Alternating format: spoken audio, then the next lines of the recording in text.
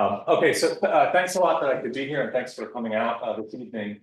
I'm especially happy to be here in Switzerland because maybe now that the United States is at war with Europe. It seems like one of the better places in the world to be right now. So thanks that I could be here. So the title, let me just say a word about. So reduction redux, which I was disappointed to find out.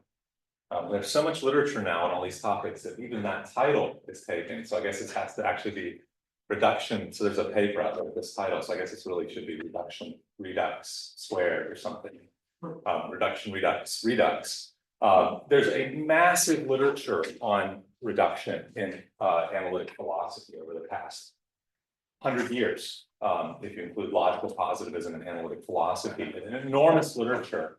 So much that you naturally start to think, if I were a psychiatrist, I would think there's some issue that people are struggling with. There's some deep underlying personality problem that's causing such a massive literature to explode. But I won't go that far today. I'll have a few comments about what I think is sort of going on. So this will be, what I'll have to say now is going to be sort of halfway. Let me put it this way: 2/3 sort of serious analytic philosophy and 1/3 sort of self-criticism of serious analytic philosophy. Because in many cases, I think that what we're trying to do is we're trying to solve a problem that we don't really have. So the tacit underlying theme here is, what are we trying to accomplish in these discussions of reduction? Okay, so here's where I'll go from here. Is I'll first just ask the motivation question about when we're analyzing the notion of reduction, what is it that we're really concerned about? What is the problem we're trying to solve? So who cares about whether something is reducible or not? And I'm at this stage being intentionally quite vague. If you think, wait, it was far too high level of generality. Reducible, what do we talk? Which subject are we dealing with today? I'll start to narrow this down in just a minute. Well, you can see in the next bullet point there that my concern is going to focus around physics, which does tend to be in people's discussions of reduction, sort of the end point. There's other discussions of reduction that sort of at the horizon, people are ultimately looking at physics. So in one sense, I'll just go straight toward the horizon there. So that second point is where I'll get some real data out there. It won't be rigorous. It certainly won't be comprehensive. It's just not possible how much physics there is now. But it will at least make sure we're not talking about something that we have no idea what we're talking about. So then I'll switch into sort of a more analytic philosophy mode and talk about explications of reduction. So when we want to be more precise, we're talking about, and that's really the sort of substance of the talk. So that's the real target I'm going for, with some positive outcomes and also some skeptical criticisms of some things that have been proposed and some open questions about what things ought to be done still. And then I'll wrap up with a conclusion, and you can see there's some references there at the end. Okay, so like I said, there's a huge amount of literature out there. What's the biggest picture concern here about reduction? And at the sort of highest level, like it or not, so in analytic philosophy, it's very comfortable. So I jokingly mentioned about United States and Europe are in some sense of some economic war right now. One of the nice things about analytic philosophy is we kind of pretend usually things like that aren't happening, right? We go into our little analytic philosophy seminar rooms and we worry about, how do we give an account of the logic of ground or something like this? And we don't really ask, what does this have to do with anything that will happen after the seminar or anything like that? But the truth is, in the back of our minds, we of course do to some extent just have these sort of driving motives, our picture of the narrative of history or whatever it is, and why we do what we do. And hopefully, to some extent, when we have freedom to choose our projects, certainly we all must admit sometimes we choose our projects for not the most pure motives, probably in an academic life more often than not, whether it's the next promotion or whatever. But we have this sort of idea, like, what's the arc of history? And what role do I have to play in this? And that's certainly true with reduction on both sides. So to talk about someone who's not an analytic philosopher at all, but actually strangely has a big influence on analytic philosophy, the French 19th century philosopher Kant, Auguste Kant. And he had this, of course, picture of the arc of history, of human history, that goes from the religious, mythological, to the philosophical, metaphysical, and then finally to the scientific. And when we got logical positivism in the early 20th century, well, let me put it this way, is when we analytic philosophers inherited from logical positivists, it was like a Markov process. In other words, what happened before then was forgotten. And the fact that their picture of the goals of philosophy was motivated by that historic vision. So part of that vision, of course, was to prove that in some sense the world is safe for science, right? There's no fairies. There's no magic in the world. It all sort of can be wiped out. So the job of the philosopher is to sort of show that this stuff is not really there. And our ancestors were all confused about it. And now we go and do our symbolic logic and prove theorems, but still the overall arc, there's a vision there. There's also the opposite sort of picture, and that is the people who, for whatever motive, think reduction is the enemy. Like that's the enemy who's maybe trying to undermine morality or something like that. And so there's sort of team anti-reduction. I'll leave off of this discussion all of the members of team anti-reduction who are politically influential in the United States. I won't bring them up, but there's quite a few on team anti-reduction of a sort of religious nature. But so here, in terms of analytic philosophy, I'll call this, so the top, you can not really see the label there, but I put reduction as, actually, let me see if I can remember what I said.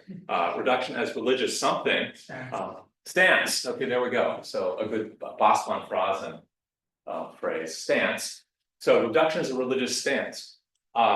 If you just enter, you sort of, again, play like sociologists of philosophy, and you watch the philosophers, these animals doing the philosophy.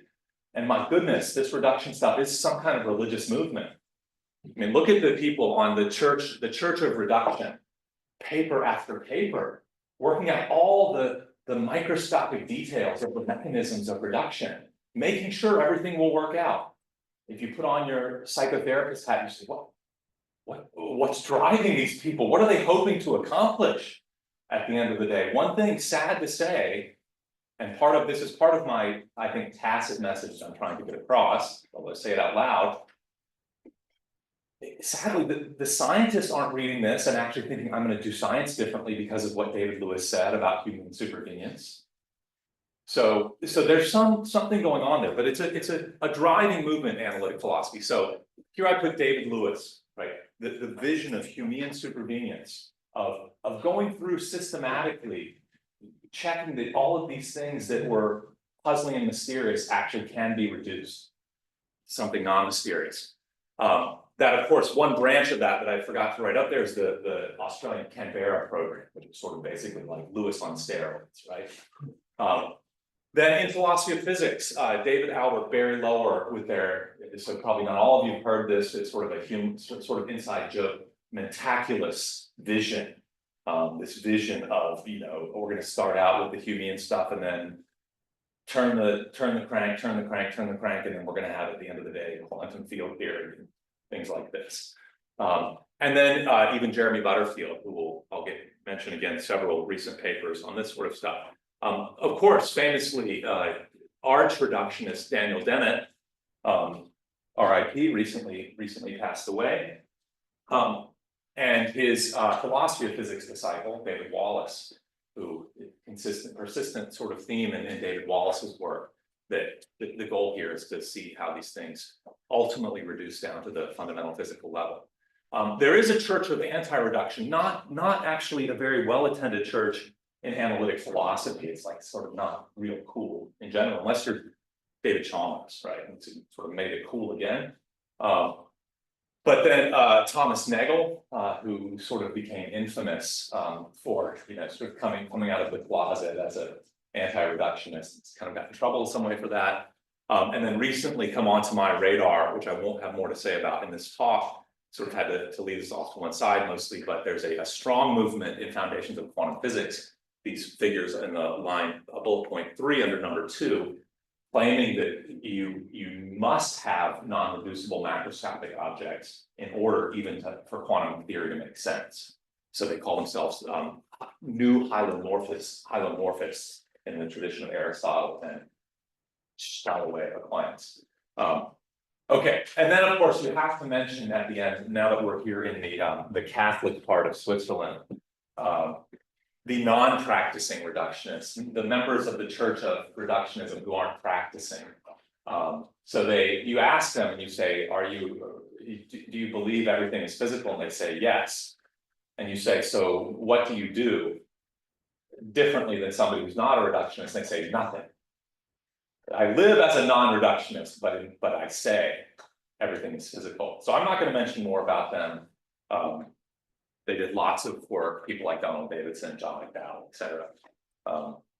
But it's a way of being, let me say that. Okay, so now reduction. One of the problems we face in discussing reduction is it's an emotionally fraught thing on a couple sides. This is a problem with a topic that's very interdisciplinary. Because if you take a philosopher of physics and you say, tell me, why do you care about reduction? They might say something like, it's really important for us, for example, to be able to move from one part of physics to another. This is a very important thing. So you don't want the bits of physics to be incoherent from each other, right? So you really want to see how things hang together. Oh, it's sort of like an unsolved intellectual problem if you have bits of physics that don't connect to the other bits of physics. So physicists tend to be, they sort of think like this is part of the job, right? Part of the job is getting the reductions going. But then if you switch over here to, you switch down to point 3 there, the manifest image versus scientific image, and then suddenly people get really emotional because it's like very personal for people. And it's sort of like a very identity determinative thing. You know, are you a reductionist or a non-reductionist? Right? It's like sort of who you are in some sense. And so then things get tangled up because it's like, oh, if you're going to talk about reductionism in physics, you better say something consistent with your view about mind and brain and things like that. Now back to something slightly more sober, point 2 there. Well, of course, unless you adopt some sort of, I mean, this has also been very popular in some circles, this sort of, to name a name that reveals what I'm talking about without naming the person's name, the dappled world picture, right? It's sort of like the world's made up of a bunch of different incoherent chunks. And it's kind of cool and trendy, or was at one point. But look, the fact is, there's value to be gained crossing from science to science.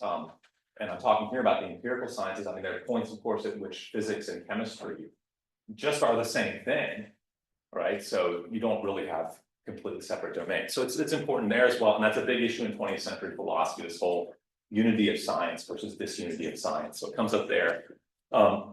My primary concern is physics, but I'm just going to flag for you now that I'm a secret mathophile. Okay, it's not a secret anymore.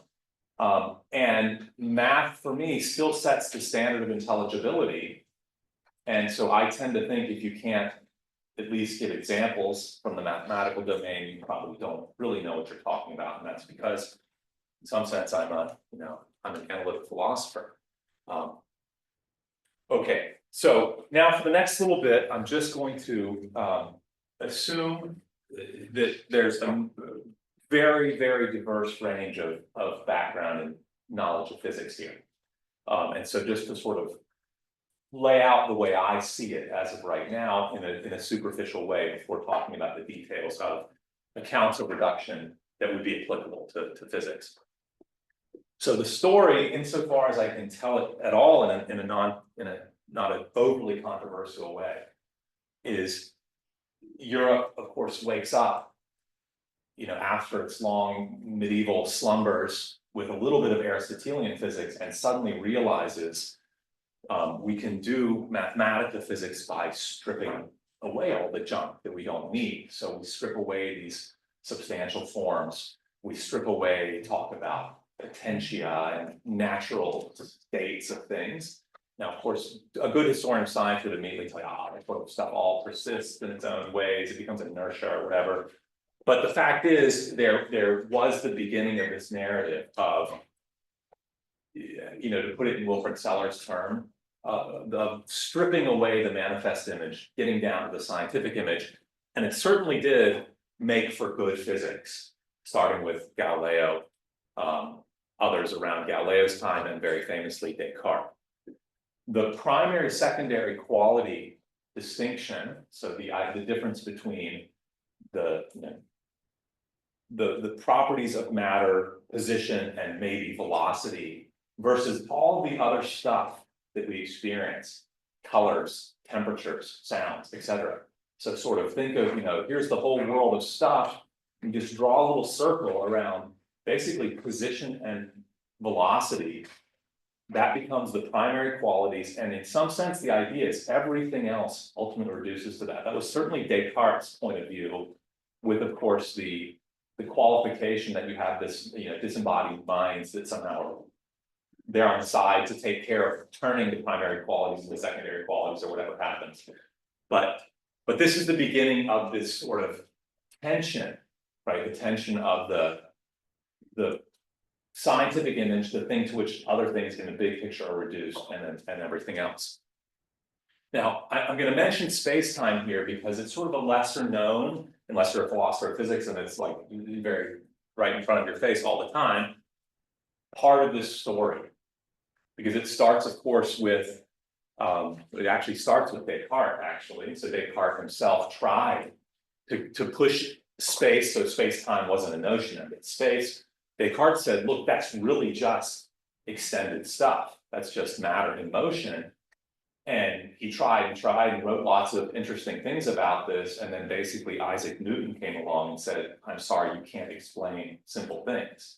You can't explain why, a bucket rotating, the water goes concave, convex.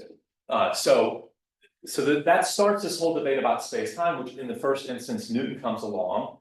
I'm sorry to oversimplify Newton, who really ought not ever to be oversimplified because it's incredibly complex, but basically to a zeroth level approximation says there's this thing, absolute space, which is a huge concession to a non-reductive picture.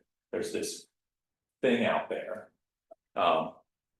Leibniz, of course, himself not actually a reductionist in any serious sense, at least not in a contemporary sort of sense, but Leibniz says, no, I can get the stuff I need without absolute space. That debate then gets taken on by Kant, turned into something very weird. And then we'll return to that debate in a little while here. It goes on, but it's an example of this sort of thing that I'm talking about. Okay, then finally, well, I should say penultimately, because the sort of big thing comes on the next slide, but sort of the warm up to the big thing is the sort of success story, the big success story of the late 19th century. So there for a long time in the 19th century, there had been a sort of quasi-science of heat, basically. So thermodynamics, and even goes long back. You can find Leibniz discussion of perpetual motion and stuff like this. So they had these sort of conceptual tools for understanding these things, and it's sort of a theory of its own. But then, of course, mid to late 19th century, you get this incredible work of doing statistical manipulations with particle physics and getting answers that look very close to thermodynamics. And of course, the hope was, and still the hope is today, and it was actually, you really get the whole thing. So it's like the most successful case of reduction. If there ever are paradigm cases, people will say this is it, the reduction of thermodynamics is still in here.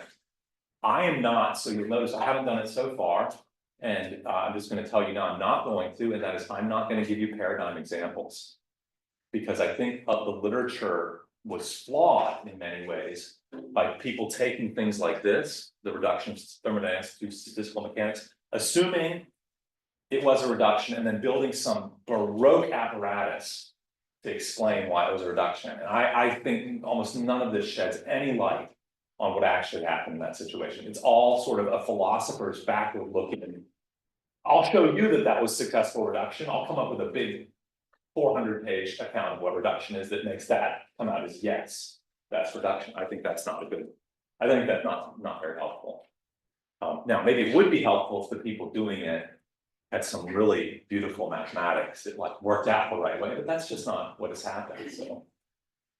Okay, so here's where things start to, so the top there that you can not really see says trouble on the horizon. So you can't complain too much because in one way, this has been one of the best tenure makers in philosophy the past 50 years, is dealing with nasty cases where physics doesn't look like it works out the way it's supposed to. And by that I mean philosophically. And what does that mean? It doesn't look like it fits the reductionist picture. So here's one that, boy, it's still got a lot of traction. There's a little tiny problem with the thermodynamics to statistical mechanics reduction. Here's the tiny problem, is statistical mechanics is reversible, time symmetric. So everything that happens in one direction happens in the other direction. In fact, you can't even, I mean, they're just not different. They're not different, just symmetric completely. Thermodynamics is, look, the second law of thermodynamics, disorder increases. So you never get more order. So you can just, it's as simple as like child logic, right? You know, you can't take something that's symmetric and deduce, right, something that's not symmetric. You have to add an extra ingredient somewhere along the way. So this is trouble on the horizon. I'm not going to prejudge this. I'm not going to talk about it again because I'm not an expert on it, and my goodness, I'll step on everyone's toes because everybody has an opinion about this and their solution. The solution is not, by the way, usually, thermodynamics is not reducible. That's not an acceptable solution. Okay, so the other thing that has been a tenure maker, and so if you want to write lots of papers and get a promotion, go work on quantum mechanics. Never gets old. Because there's something weird going on. It looks like, to a zeroth approximation, it looks like things don't happen unless there's an observer, and the observer can't just be another chunk of matter. So the observer has to be an immaterial thing. Now, nobody in philosophy, except maybe David Chalmers, when he's not being very careful, believes that's the right story. But something weird is going on in quantum mechanics. Now, I'm going to ask you sort of not to, there's 2 slides, the rest of this slide, the next one is too much data, and I'm going to ask you sort of don't try to read it all because I'm just going to say a few words and skip on because when I was writing these up, so quantum is my thing. And I get a little too excited when I get to it, so I got distracted from the point. But I'll say just one thing about this, it is a weird case, but the weirdness, this is basically me just using this opportunity to say a point of indoctrination. Okay, so take it for what it's worth. I'll tell you my opinion and then I'll move on. Strangely, so it has nothing to do with if you use quantum mechanics to look at the world, there's not, you see something that looks like it's not physical. That's not at all what's happening. So there's no sense in which it's a theory that seems to have things that aren't material objects. What it is somebody watching the theorist describing that world doesn't understand how the theorist is a material object.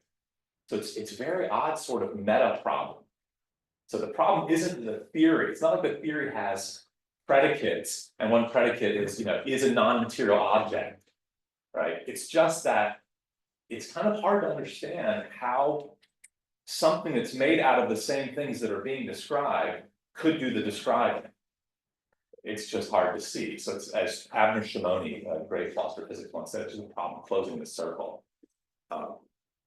Okay, so like I said though, I'm gonna go on from this, except just to mention, this is the worry I mentioned to you before. There's these quantum hylomorphists who think, look, that this is actually for us the smoking gun we've been looking for.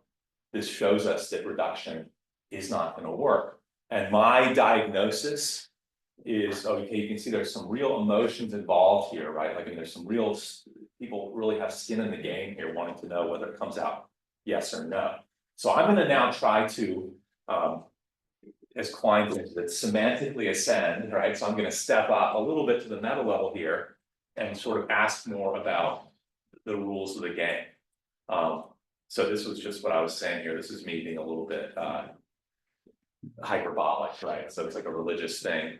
And now I'm going to turn a little bit, put on my Rudolf Carnap hat and say, let's seek insight rather than some sort of existential Archimedean point, right? So let's try to understand what's going on here. Let's try to actually understand. So the word reduction it's a concept. Let's try to understand this concept. Let's pretend for a minute we don't care how it's going to turn out at the end of the day. Like, is everything going to reduce to fundamental physics or not? So let's play this analytic philosophy game. And this is so Carnap's word, explication. So the idea being, so this is me actually being a little bit of an optimist, and that is, this is like a reading of, so that famous Reichenbach book, The Rise of Scientific Philosophy, which if anyone, it's actually a very, very interesting book, but it's also very weird because Reichenbach is basically like, humanity has been asleep until today. Now we have analytic philosophy, let us be awake and solve all problems. So it's basically like that, but I think there's something right about that. I don't know exactly what it is, but I think the answer is to some extent simply philosophy following the suggestion of Bertrand Russell thought, hey, let's hitch our wagon to mathematics. Math, whether you think it's true progress or not, moves forward in some way. It grows. It nuances, it's like language that kind of keeps getting more subtleties in it.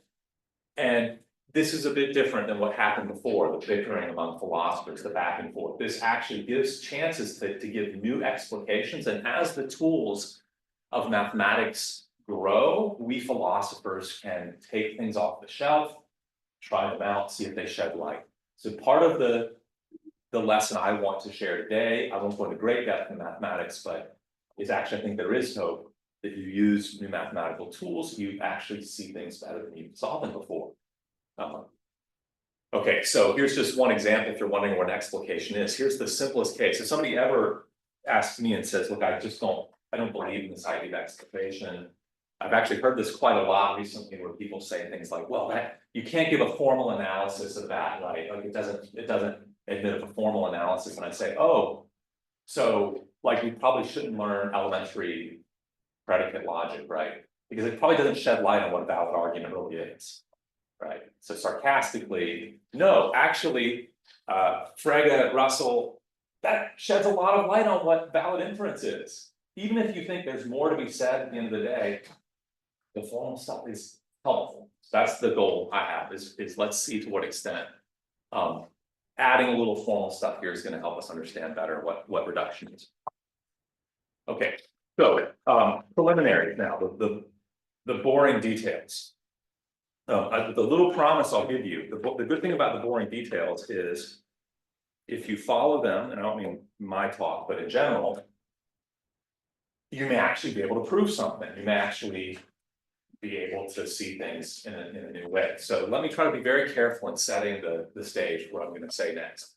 So the first thing is when I say I want to understand a relation to like reduction, I need to understand what the relata will be, what kinds of things there will be. And now, of course, this is the hard part. The moment you say that, you're going to have some defectors. You're going to have some people say, I'm sorry, I don't think that's the right relata, and then the conversation ends.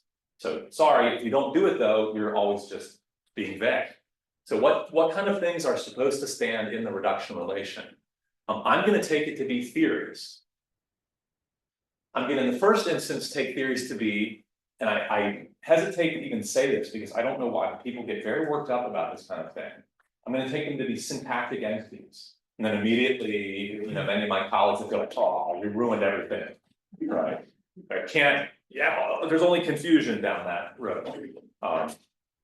I'll say a few words in a little while, but actually I just don't think I've taken on any commitment here per se, because in the first instance, so I'm going to take a theory to be a language, a pair language theory. This, of course, is a point that Klein himself made. It's been repeated recently very clearly by Ted Sider. Don't just think of theory as a set of sentences. There's a language involved that you can't necessarily see by just looking at the sentences, so that the language is an important part. But that doesn't mean when I say I'm going to take a theory to be a pair of language and some sentences in that language, the axioms or either the consequences of that theory, that doesn't mean I'm immediately committing to, therefore, if it's same language and same sentences, it's the same theory, or that's even a necessary condition. Actually, so it is true, I should say it's a sufficient condition. So on the right hand, if you have L equals L prime and T equals T prime, that they are the same theory. It has to be, it's just, you've said the same thing, but it's not true the other way around. Same theory does not imply L equals L prime and T equals T prime. You can formulate the same theory in different ways. I'm not going to tell you here now, I've written a book on this, like what I think equivalence is. I mean, it sort of will arise later, but okay. This is not a real commitment because my view is there's just real duality between syntax and semantics. So sure, I could go do a roundabout thing and tell you I think a theory is a collection of models. Now the truth is, if you do that, you're already in even worse trouble than I just was saying it's a set of sentences, because just telling you what the models are doesn't tell me enough information. You have to say more things about like what the embeddings between the models are, something like this. So I'm not going to go that roundabout way. And actually, this is I'm going to do a hopefully fairly minimal amount of logic chopping. Okay, so good. So now, like I said, as soon as I do this, some people are going to say, "Uh-oh, sorry, you're trying to make this formal. It's not a formal thing." So just as some people complain, you say something like, "I'm going to give an account of equivalence of theories, and I'm going to say mathematically what it is." And people say, well, it's not a formal thing. In the same way, some people might say reduction is not a formal thing, so we can't do it this way. Another thing I've heard people say, which I'll let you all, you can explain this to me later. For me, it's almost just like saying, I don't speak your same language. When people say to me, it's a worldly relation. It's not, a semantic thing or a syntactic thing. It's a worldly relation. Okay. What should I do differently now? If it's a worldly relation, right? How should I proceed differently? I'm not sure. Okay, so let me just say quickly, so desiderata of an account like this. So I don't want to discount the kind of understanding such an account gives. That, of course, is in many ways a subjective thing. So, some people like to read Kierkegaard to gain understanding. I've had moments myself. Some people like to work through proofs in predicate calculus. People gain understanding in different ways. An account like this, we hope we gain understanding. Who am I to judge? So I think this gives me some understanding. Something I'm better at judging is, does such an account give answers? And here's what I mean by that, is if you come to me and you say, by reduction, I mean, and it's going to be in terms of truth makers and grounding relations, and you tell me this whole story, and I go, awesome, thank you, I understand a little bit better. Now let's look at statistical mechanics and thermodynamics. Is that machinery going to actually answer the question? Now, I'm not saying if you can't answer that question, you've done nothing, because maybe you did gain understanding, maybe you gave me some understanding, but I would like an account where actually you could actually go and look and see if theories stand in this relation. Okay, that's for me a criterion. And I wrote here, is it a factual question? Although that I didn't mean to be stacking the deck here, I just meant that kind of thing. Okay, good. So let's actually get into a little bit of the details now with the classic account and its problems, and then what we might do next. So the classic account of reduction, which you people usually credit to Ernest Nagel. Although it sort of was just in the air, and the truth is, of course, it was already in the mathematics literature, as so often happened with philosophy of science in the early 20th century, early to mid 20th century. Something was already in logic, in foundations of mathematics, and some philosopher of science picked up the book and flipped through the pages and said, that's the thing. And so explicit definition, I mean, that's in some sense like that's as old as mathematics. But the sort of this precise notion, a theory T explicitly defines, in this case, it's a relation symbol. I didn't put any sort of comma, dot, multiple variables, assume if you want that X here is, you know, an n tuple or whatever, it can all be made general. But the theory explicitly defines the relation R in terms of this sigma naught. So that's sigma naught. Before I use L for a language, I'm thinking sigma is the language here, the signature. Sigma naught is some possible proper subset of that. So it's sort of the base to which you're going to do the reducing. And so here it's just saying T explicitly defines R in terms of sigma naught, just in case T implies this equivalence of R and some formula theta, which is in the sublanguage sigma naught. So theta doesn't have R in it. So R is defined in terms of the sublanguage. Okay, we all know cases like this, right? The trivial sort of case, you teach an intro logic and you say, you know, father equals male and parent, right? So father X, if and only if male X and parent X. Okay, it's like, there you go. There's an explicit definition. So once you have those concepts, the base, parent, male, you can define father. That's the kind of thing here. Simple proposition, easy to prove, should be given as an exercise in intro logic, or at least intermediate logic. Of course, if R is explicitly definable in this way in terms of sigma naught, for every formula in sigma, there's a sigma naught formula phi star that's equivalent to it. And that's a simple, you know, inductive argument, right? You just go through and replace R with theta throughout. Okay, great. So that's actually a reduction mapping, classic reduction mapping. So you have your bigger language, you map down to the base language. Wonderful. This was, of course, already in the back of Rudolf Carnap's head when he wrote the logical structure of the world. And thought, okay, this is what we want. So we have our reduction bases. We're going to explicitly define new things out of those. And now he didn't say it clearly, but you could then translate everything back down to the base. So this is actually a kind of, this is again where I really hate to use the emotionally charged words, but it is a kind of eliminativism, right? Like you can eliminate R from things. So now we're not bothered if that's, you know, something from, you know, fundamental particle physics or whatever, but as soon as people say things like, you know, is in pain, right, reducible, can be eliminated in terms of physiological things. Okay. This is a weird story, right? Because a lot of people beat up on this idea for various reasons all over the place between like roughly 1935, and it's like people kept reattacking until about 1980. So it started with, I shouldn't say started, because it started before. And Carnap actually already knew. Carnap already knew in the 1930s. He said explicitly, he said, this is too strong. We can't reduce like this. I have to do some other stuff. So that was already known. But where really sort of the rubber met the road was 1960s, when some philosophers of mind had used this explicit definition to say what their view of mental states were. And then others, like Hilary Putnam famously said, no, that won't work. So the identity theory is even stronger than explicit definition. So the identity theory is saying mental states are identical to brain states. That's not just saying that explicit definition holds, it's saying it's like holds of necessity or something like that. It's like, you know, some deeper. But my point here is just if explicit definition is too restrictive, so is the identity theory, and there's actually very good reasons to think that explicit definition is too restrictive. So actually going all the way back to Frank Ramsey, if we proceed by explicit definition, we cannot add to our theory without changing the definitions, and so the meaning of the whole. So Ramsey already knew, he thought this is too strict. We all know, of course, Ramsey sentences and that kind of stuff. And here's Carnap himself in a later work, but if you dig back in, he was saying these things earlier. He says it is in general not possible to give explicit definitions for theoretical terms on the basis of sigma naught. So in general, the thought was this is too strong a relation.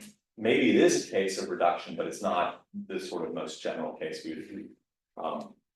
we would want to consider. So there I put stuff that probably many of you know much better than me. This is sort of, for me, the folklore, right? All this stuff where philosophers of mind piled on top, arguing about problems with the identity theory, you know, multiple realizability, Putnam, Fodor, special sciences, and the, you know, early first phase of the Frank Jackson temporal worm that was pointing out problems with these reductions. Okay, I want to remind you, I'm not primarily interested in whether mind is reducible to brain. Okay? Too hot to handle. I don't want to touch it. I want to know what kind of thing reduction is. Maybe say what it could be. And I want to know whether classical reduction admits of fruitful generalization. In some sense, I'm just kind of a pragmatist. Like, I just want to know, like, how one theory is connected to another. And call it reduction if you want. But I want to understand what these kinds of things are. Okay, so what happened in philosophy? Very disorienting. If you pause for a moment.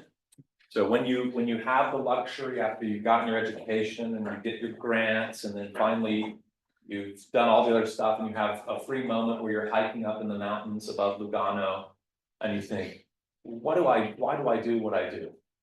What did I inherit? This whole tradition I'm a member of, this analytic philosophy stuff. And it's very, very strange what happened. Because if you go back and look at the 1970s, especially, there was sort of idea that things kind of went wrong with the logical positivists, and sort of people pointing the fingers at different things, like they went wrong here, they went wrong there, and the various bad guys, you know, including syntax, right, syntactic approaches. And so there was this move over to, like, let's do things semantically. And that came along with all these buzzwords. So people didn't want to do this reduction anymore, but they start throwing out, it's actually kind of a fun exercise. I mean, I'll leave it to somebody who has computer science expertise to, like, gather all the philosophy science papers and, like, look for the buzzwords and build some big graph of them. It's quite amusing once you pick up some of the words. So actually, when I was in graduate school, this was the 1990s. And this was sort of these were like the final moments of the glory of supervenience, right? But right before Kit Fine came along with, like, that's not good enough. So, you know, we need grounding, right? We need something stronger than supervenience. We used to joke, right? To get into the party, the philosophy party, you had the door, you had to say supervenience, right? Because that's when you know it was another philosopher, they'd say supervenience, right? It was just the thing people said. So these buzzwords like supervenience, determination, functionalism, right? These were the new concepts that people were throwing around. The common wisdom was, if you want you do want some kind of root in the physicalistic basis, right? Now people weren't saying Descartes was right, mind-body dualism, right? Thomas Aquinas was right, you know, people weren't saying that. They were saying, no, things are connected, they're rooted in the physical, but it's not reducibility, it's some other thing that we're looking for. I already said this thing, it's just me being a little bit contrary. These philosophers failed to enable interdisciplinary discussion. It's true. I don't know what the problem was, but no scientist ever read any of that stuff. But one of the more promising ones that I'll come back to in just a minute is functional definition. Okay, certainly it's been very popular, and especially even in recent stuff. So 2023, space-time functionalism. Come back to that. Okay, so this, I give you now and offer you something from recent literature. So this general movement of saying, okay, the syntactic approaches are not going to work. We need to do something more semantically. There's also a lot of sort of advertising about that, like that's like more friendly to science, like, so not like more like in the spirit of the way things are in science. And now you see, this is very recent. David Wallace, who certainly knows his physics, and he says, yes, we need to put the math before the language. That's sort of his. It's not exactly the same as the semantics versus syntax, but it's somewhat similar. So it's math first, not language first. And he says this is going to pay off for understanding reduction, because accounts of intertheoretic reduction differ between the language first and math first views of theories in quite similar ways to the respective accounts of theoretical equivalence. So in other words, you're going to get, this is the implied thing is, you're going to get better accounts. Better accounts of theoretical equivalence if you think of the math first approach and the syntactic approach, linguistic approach. It says on the math first view, reduction is something like instantiation, the realizing by some substructure of the low-level theories models of the structure of the high-level theories models. Sounds good, eh?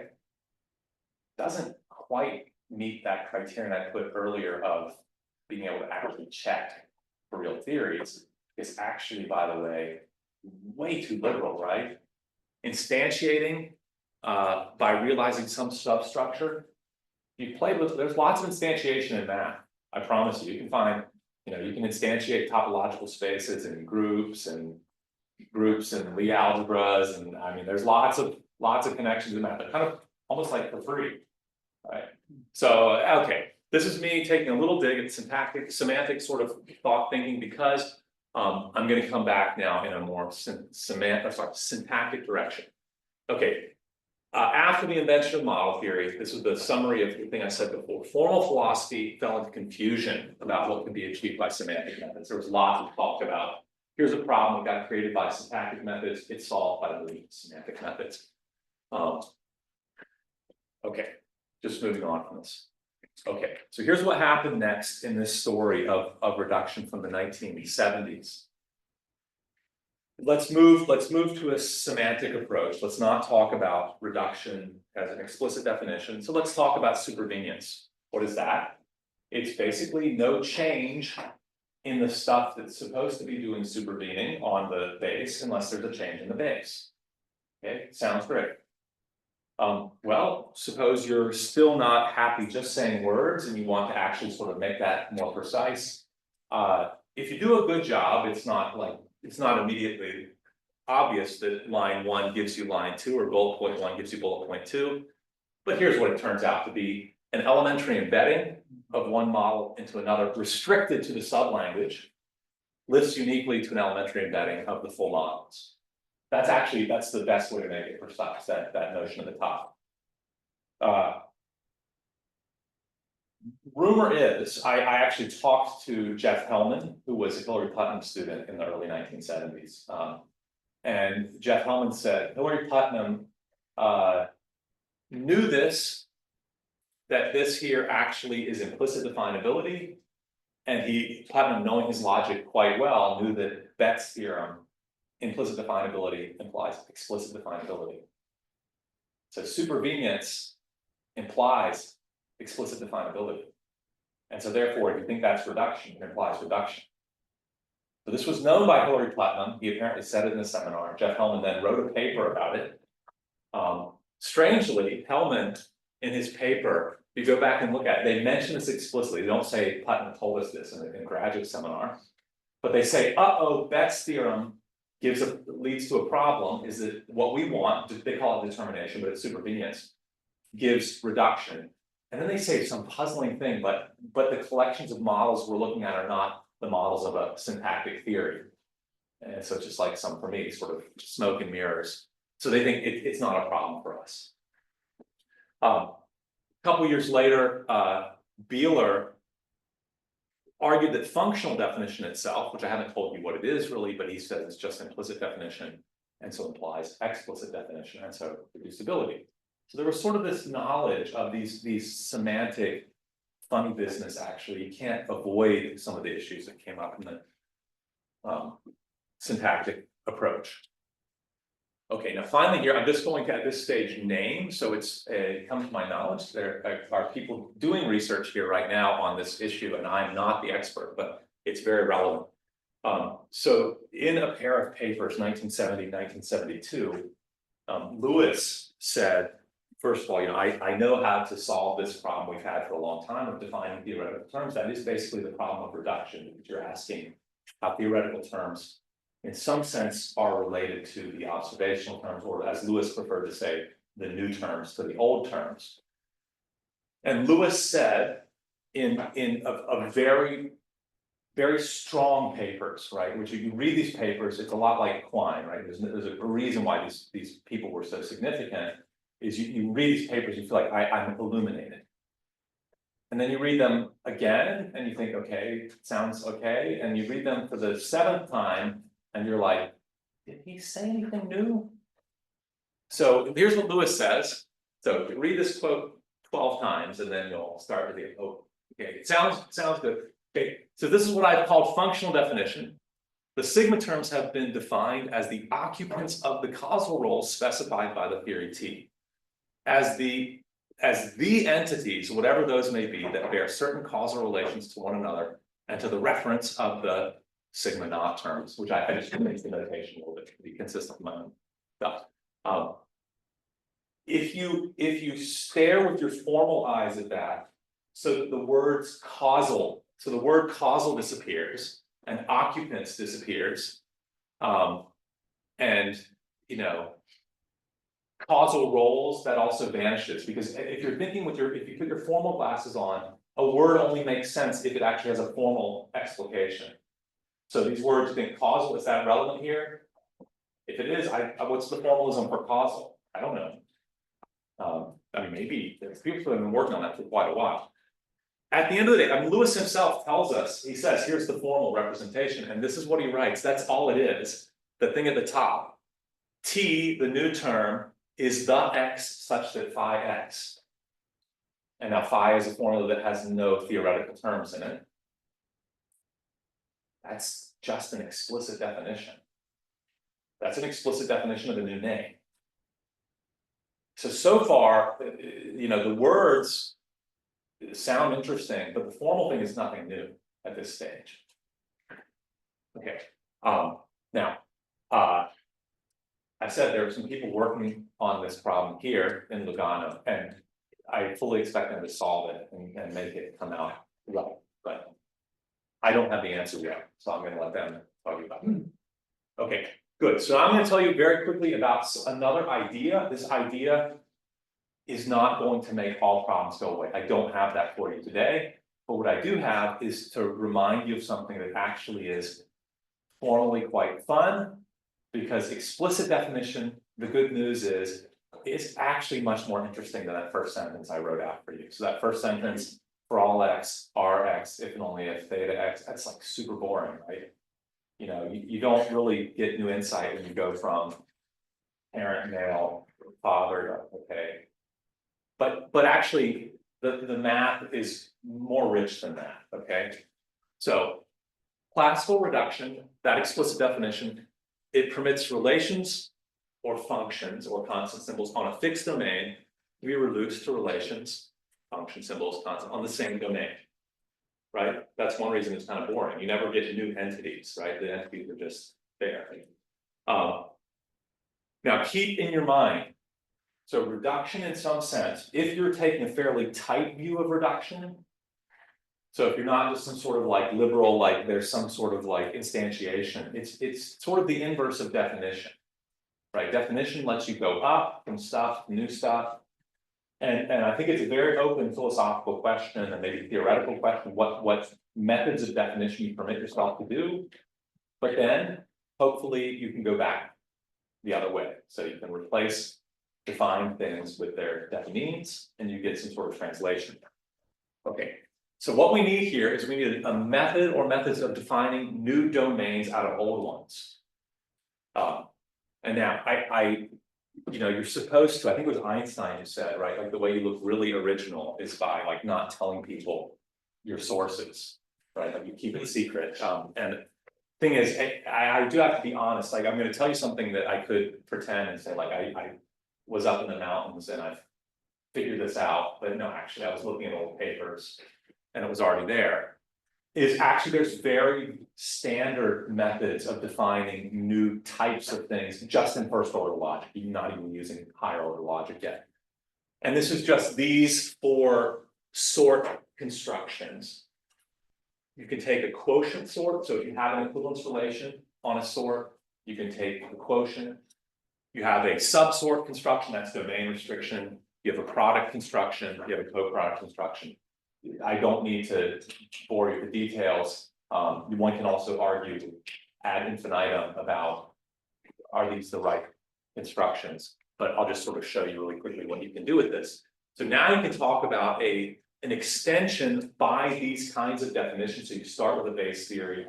You are allowed to build new sorts using these constructions, and you're allowed to transfer, you're allowed to do the same thing you did before with relations, function symbols, constant symbols. If you do this a finite number of times, whatever you end up with, we'll call it a Morita extension. Long story. Somebody asked me once, famously in the United States, the original Karate Kid, the actor, right, sensei, was Pat Morita. And somebody asked him, they said, "You named in honor of Pat Morita?" No, unfortunately, it's a Japanese mathematician, right? So it could have been the same guy for all I know, but I'd be surprised. Okay, so no, he's a ring theorist, Morita, and so this is actually a well-known loosening in mathematics of a more strict notion of equivalence, is because Morita had an idea of modules, actually it's rings that are Morita equivalent if they have the same category of modules. So this is just in his honor. So now here's the fact that we'll use in the next little bit. If T plus, this theory is a Morita extension of T, then there's a reduction now. There's a very well-behaved translation of first order things, roughly speaking. Any formula upstairs language has a corresponding formula downstairs language, and any truth for the upstairs theory is translated to a truth for the downstairs theory. Okay. Here's an example. The famous I don't really know the whole story behind it. It was used by Putnam. This debate between mereological nihilism and universalism, right? So, when you really want to show people how useful philosophy is, right? You say, let's have a debate. How many things are there here in this circle, right? Two.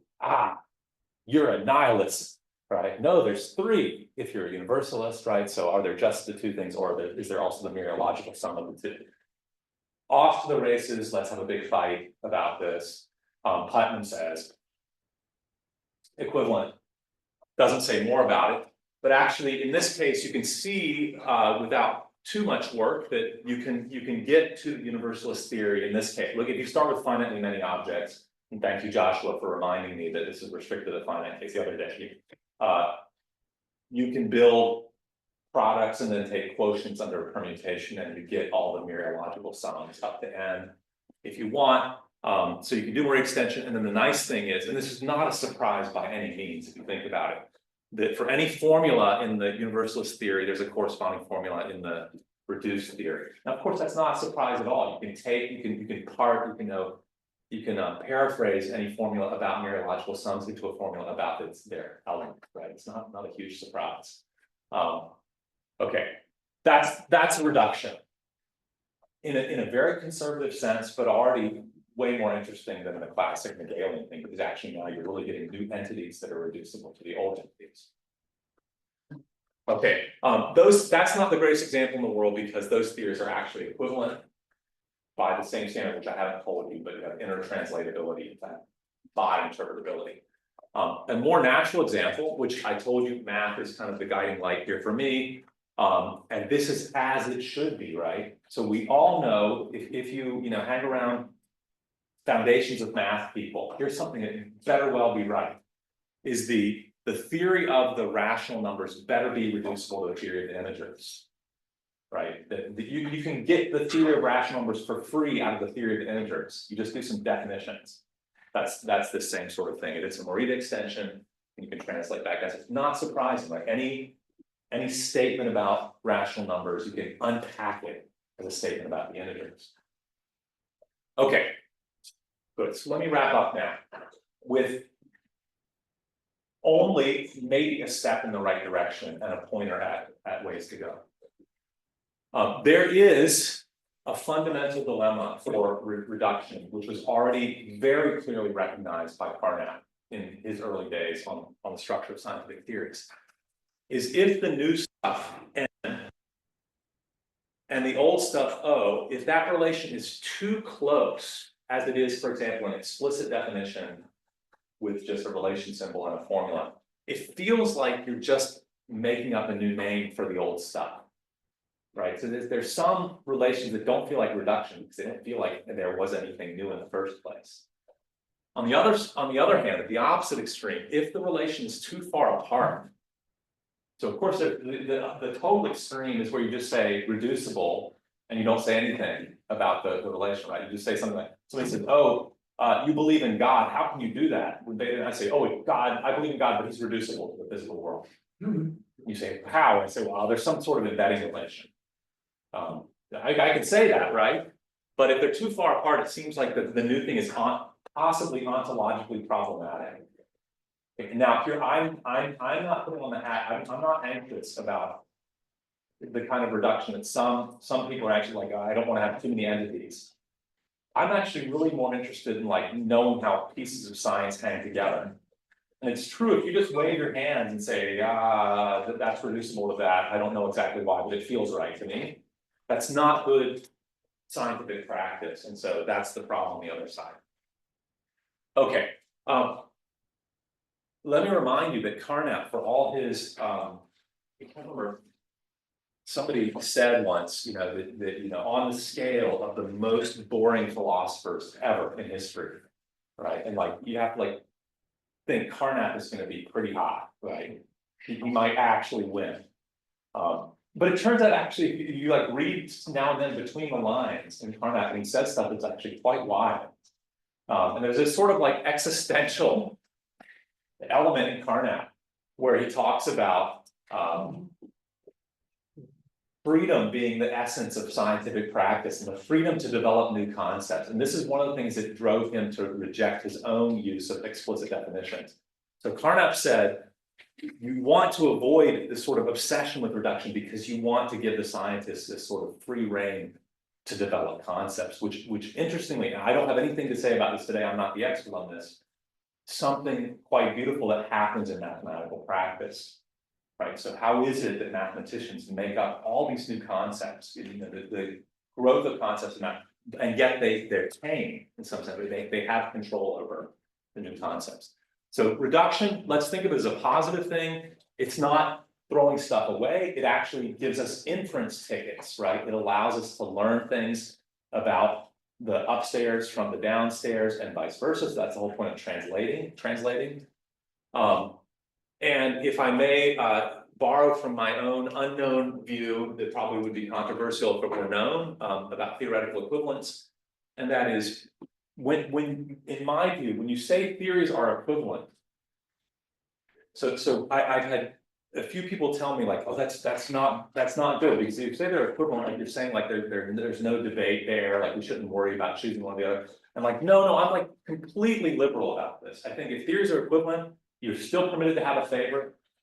You still may have one that you like using better, fine.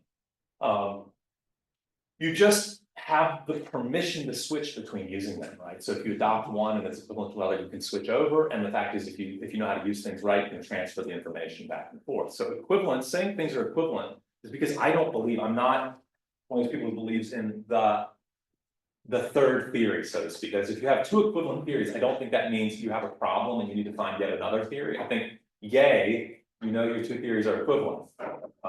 Good.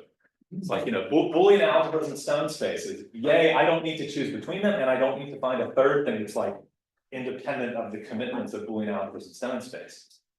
Okay, so I think the same should be with reductionists. Don't think reduction, and I think this is in the spirit of a couple of the comments in David Lewis's paper. Don't think it's like a threat. This is like, yay, we have more information. And then finally, in the spirit of what I just said, against absolutism, let's not use reduction or theoretical equivalence as a way to tell people they should stop talking about certain things. Okay, sorry, one other, but thank you.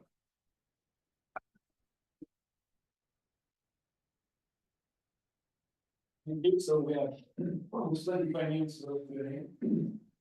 We'll start.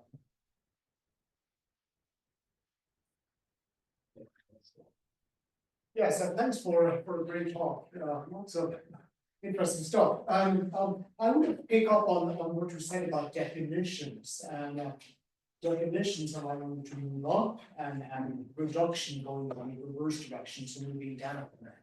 And then inviting us practically to think about what notions of definition could be used here. So not just the ordinary logic textbook definition, but two kinds of definition. I very much like that way of thinking about it myself too. And like to think of defining objects in that context. So characterizing objects, again, with applications to mathematics being an example. So think about defining a set in terms of its many members. So you can totally characterize the set in terms of the members. Once you have the members of the would-be set, then you give an explicit characterization of the set. So what it takes for that set to be identical to some other set as characterized. And what it takes for some object to be an element of that set. So that's for it to be one of the things that the many elements that you use to characterize the set. And so that's one way of kind of taking your invitation to then think about what notion of definition can you brought to bear. And then you get a nice approach, I think, to mathematical objects. So it's, I don't, I'm not the expert here, you're the expert here, but that's where for me, I sort of, watch with interest, right, the way that mathematicians in a controlled way bring new things onto the table. And it's very tricky to, switch back and forth between math and the use of math in natural and empirical science. Because then, there's always sort of a tension between the logical and then the contingent, right? So sometimes this comes back to this funny thing I said about, is it a worldly relation? I think that some people want to say we should also have a notion of reduction. That is not really definition, it's somehow a physical something, and I have less to say about it. I think partly I just have to admit because I'm very interested in the math approach. I should also mention, it seems to me a very open question about, so the definition procedures I presented are very finitistic. And I'm very open-minded to are there ones also. I do think mathematicians use more powerful ones often. Right. Of course, that is sort of the spirit behind set theory, right? It's allowing infinitary constructions. Well, the definitions you have in mind go beyond just explicit definitions or the ones coming out of the. Okay. Tell us more about So you invited us to think about other ways of thinking about definition. Now, which are your preferred ways? So good. So I'll say the current status for me right now is I've known about these Morita constructions for quite a while now.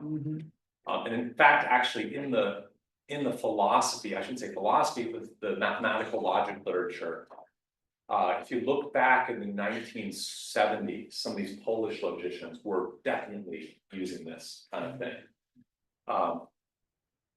There's a natural question that was, and I'm only not saying his name because I don't want to pronounce it, but one of these Polish logicians. I think I could spell it, but I don't dare to try to pronounce it. So he raised the question in one of the papers, why these four? And that actually is, and he said, I think it was sort of a conjecture. He said, it seems to me these four are sort of a sufficient basis for all elementary constructions. So that's an open question for me, is why these four? And now another open question that I don't have a good answer to, but I've been talking to a former student of mine, Thomas Barrett, is to confirm these are in some sense natural, it would be nice to give an implicit definability version of this, which I don't have right now. So I don't have the sort of, the implicit definability just for predicate symbols, relation symbols is very elegant in a certain way, right? Just, this sort of thing of unique extension, or even in the Svenonius version, is just invariance under permutation. It's really beautiful. So if these things are invariant under all permutations of the models, they're explicitly defined. Right, so I don't have something like that for these, and it's driving me a little bit crazy because it would feel more natural for me if you could say there's a sense in which it's definable in the sense of if you look from model to model, there's some sort of determination condition. Okay. The one other thing I'll say, one thing is not in this picture that bothers me. The natural set theoretic sort construction of exponentiation is not here. So you can't in this way build the set of functions from one set to another set. Actually, I should even say the power set construction is not here. And that, of course, mathematically seems very natural. So it's a little bit odd, it's very But restrictive. also very strong. Yeah, very strong, but so I think this is, and then of course, there is literature on this, a big literature, because there's also literature about. Even in, without using higher order logic, using infinitary constructions, so like using infinitary conjunctions or disjunctions. And that gives you something more, more definable things. Yeah, small follow-up on what you just said. There's a paper that came out recently, 2024, I don't remember exactly, I don't remember now the name of the author. Where it shows that if you have enough set theory, then Morita extensions collapses with definition of extensions. Oh, yes, Toby Meadows. Right. Yeah, exactly. Toby So- Meadows, yeah. And I don't know if that suggests that these constructions are not that elementary yet, today, or. No, I think so, I like that work, that Meadows did. My first reaction, look, these are actually quite, you can do a lot with these, that's been my experience, it's like quite surprising how many fun new things you can build. Like even the mereology case, I was kind of tickled by, I was like, really? So it's also, you get finite set theory out of this. I would suspect that the Meadows thing has more to do with how absolutely powerful set theory is. And I think he also has results even for piano arithmetic. I think he shows something like, if you add these, so basically you don't need these even in piano arithmetic, you can build everything just with the other kinds of definition. I just think that piano arithmetic is already really strong. This is beyond my expertise. I saw his paper and I talked with him for 5 minutes, 30 minutes. And I was like, wow, that's amazing. You have a follow-up? Yeah, I think what's important, it has nothing to do with sets, it's basically the capability of having sequence and talk about sequence. Okay. And so pianos already enough. Okay, interesting, yeah. And I guess also way lower, but Interesting, shame. but yeah, I don't think it has anything to do with sets. Okay, thanks. So the next question. Yeah, so, yeah, thanks for the talk, that was very interesting. So I was wondering, so. Of course, like reduction doesn't matter between two theories, doesn't matter like in an absolute way, if you have like reduction only like a specific domain, a specific like restricted context, like the reduction between statistical mechanics and thermodynamics, you can use that back to thermodynamics only when you have like equilibrium and the number of particles and stuff like that. So I think that his proposal of using the equivalence is kind of is very interesting. I was wondering from like a technical point of view, how would you make that work? Like Wait, so what, so with which, restriction to the domain, like the fact that like, you don't reduce one theory to another, you're just like reducing one theory to another under certain specific conditions. Like, would there be a problem from like just from like format? was this on a specific slide that we're thinking of? No, just I mean about like just about the view. Okay, so like we're saying, Right, so the- sort of attitude about, yeah, yeah, no, I mean it's more about like using theoretical equivalence to Yeah. about this. so, yeah, I should say, by the way, so this is gonna. My equating some reduction or connecting with theoretical equivalence is gonna bother some people a lot, because so if you think of the sort of grounding type thinking, right? That's one of the crucial things, right? Things don't self-ground, right? I'm gonna have, if I let equivalence be a version of reduction, everything's equivalent to itself, so everything reduces to itself, so I've got a little problem with that whole way of thinking. So I'm just flagging this, right? I'm treating equivalence as a special case of reduction. That's one thing. I'm also, and by the way, one thing I haven't said here, which I sort of, it sort of failed to do a certain duty in advance, that I should have prepared this, but it was already technical enough, is there so when I talk about these translation maps, let's say when you extend something by these definitions, there's a reduction map G from T plus to T.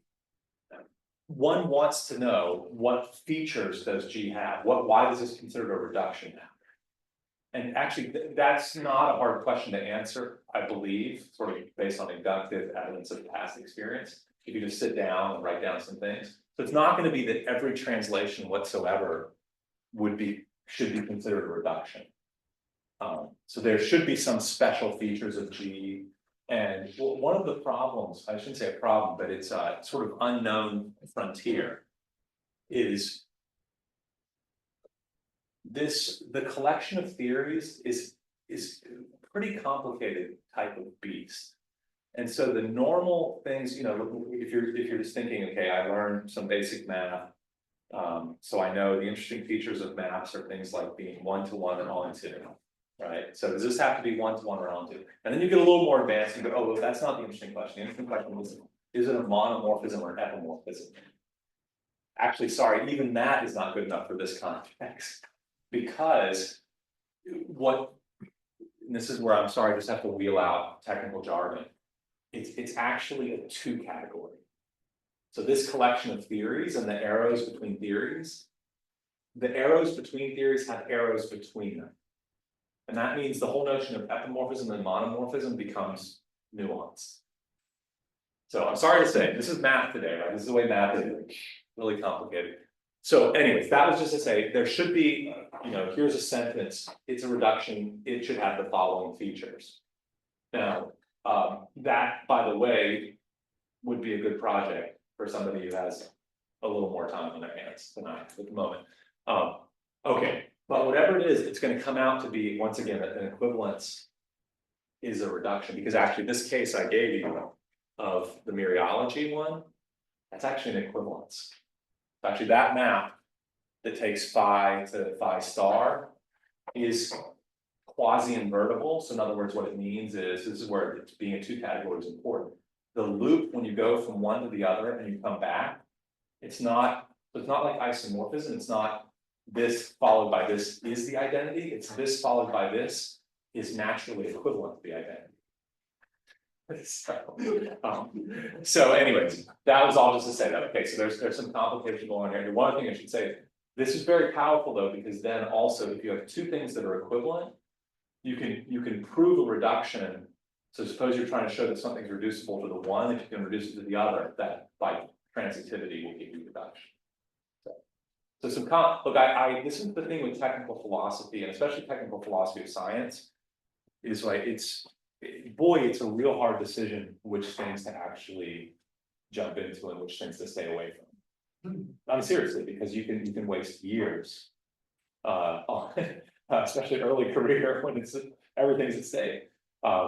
So I honestly don't know how much to advertise this, because I'm not sure how much light it sheds. I just don't know. I mean, the thing is, it's the cases that we actually get anxious about, like thermodynamics and statistical mechanics. The problem there is not lacking a sophisticated apparatus of sort symbols and things like that. The problem there is these are theories with lots of epsilons and deltas, right? So the problem there is, you know, we're not talking about exact axiomatic theories, and so they're the sort of David Wallace of maybe the best we can get is some sort of, you know, this has an instantiation. Although what I would suggest about that, look, we can do better than saying things like instantiation, right? Like we can talk about even real scientific theories where first order logic would be hard to apply. We can think of their models as forming categories, and then we can talk about functors between those categories, and we can talk about things like, you know, what features those functors have. There's lots of tools we can apply here. Only question being how much of the math we want to get into. And it's sort of that roundabout approach to some of the things you're asking. Thanks. So the benefit of the Morita equivalence / reduction is that you can have different domains on both sides, so you can expand the domain by finding new sources. Yeah, right? yeah. But usually in claim one thing, so you can go between. So this is the type theoretical construction. Yes, But usually, one thing is you can go between types and predicates. So does this translate onto a predicate level thing as well? So yes, although this is, so it's, I have a lot to learn about this still, because. So look, if we think of sort of the ways of approaching foundations of math. And, you know, if you just learn elementary predicate logic in the way it's, say, taught to undergraduates or something, and then you go and you read some like Martin Luther type theory, you're like, these have nothing to do with each other. These are like different, totally different mindsets. It's like Swedish and French or something, right? And then you learn this stuff, you learn about this and you start to see, oh my goodness, I'm getting a little bit closer to something like Martin Luther. And then the question is how close actually is it to like the really, I mean, look at this stuff now that's becoming like homotopy type theory, where it's like propositions are types, you know, proofs are types, things like this. So we're not quite there yet, but we're getting pretty close. And so at this stage, I don't have any sense in which propositions, for example, are in any way interchangeable with sorts. Now, what you do have at this stage of development is a proposition is a, so every formula has a sort signature. And a proposition has the empty string of sorts as its signature. So that's as close I've got to sort of putting the formulas and the sorts. I shouldn't say how close I've got. I mean, this is in many ways just standard textbook stuff. So if you go and look at a textbook on many sorted predicate logic, this is just standard. I mean, the top of Morita extension is not so standard. I mean, I take credit for sitting in the library and opening the old book and writing it down. But otherwise, this is well-known stuff.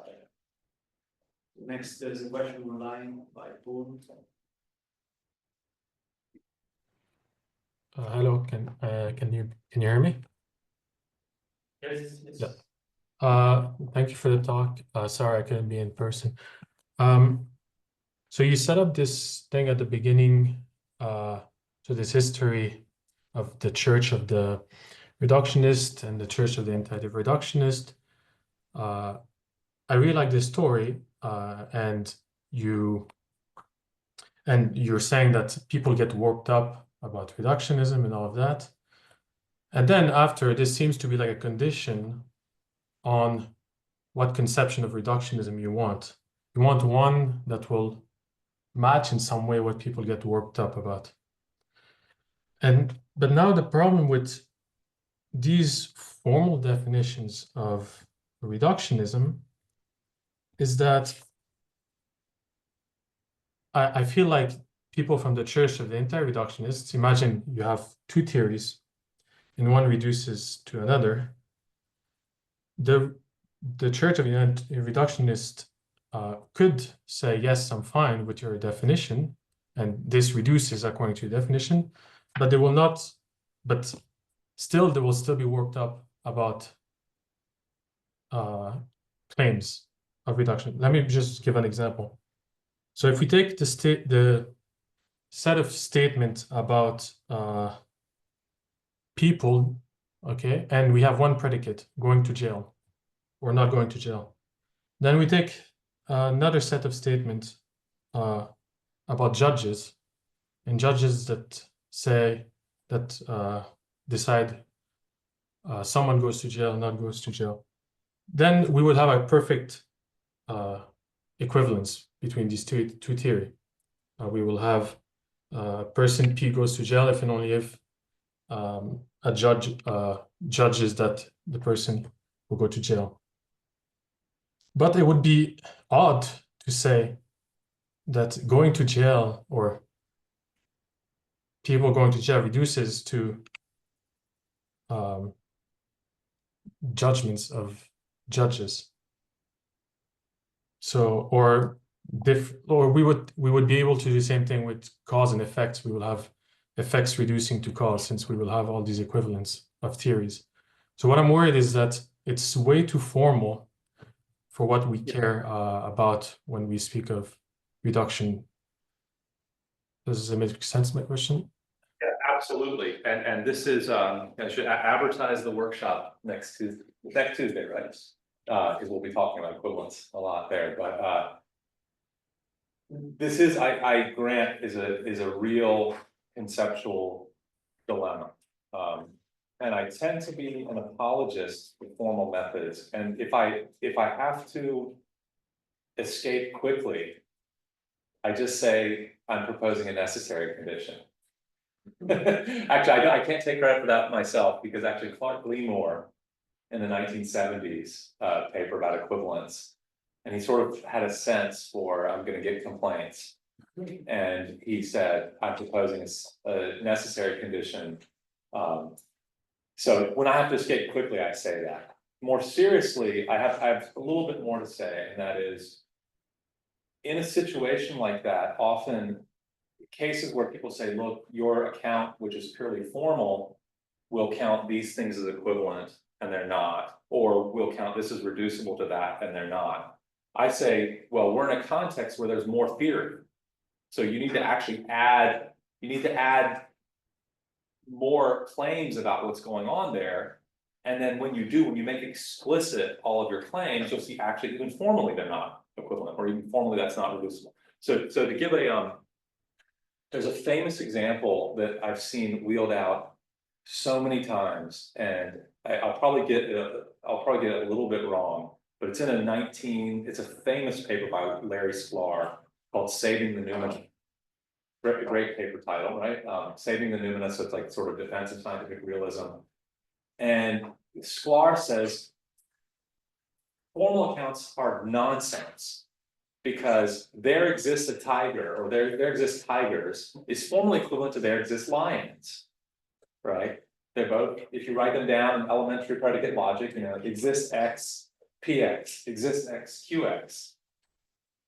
Stupid to say those are equivalent. My short response, also RIP Larry Sklar, passed away recently, is I know lots of things about tigers that makes me know that there are tigers is different than there are lions, right? I can tell you about where tigers live and what they look like, and so on. So now if I write that all out, I see, there's tigers and their lions are inequivalent. So I think we import, when we give examples like this, we say, those theories are formally equivalent, but they're not really equivalent. You haven't actually told me the real theory. The real theory isn't just the sentences. Because if I didn't know what tigers and lions were at all, and I said, there are tigers, there are lions, they're equivalent to me, because I don't know what they are, right? It's just empty phrases. Okay, that's step 2. So I said step 1 is, I say I'm only offering necessary condition. Step 2 is I start to say more things about, but actually, honestly, I fully grant there is a real dilemma here. I don't know how. I'm a little bit nervous the dilemma is like infinitely deep in the following sense. It's like we're back to the good old issue of like math and reality. It's like when we're trying to capture things and we try to give a mathematical account, and there's the reality that we face, and we say this, my understanding of this is not the same as my understanding of this. Can I give an account for that, of that purely mathematically? I honestly don't know. All right, so time is up. Please join me in thanking again Professor Halvorson.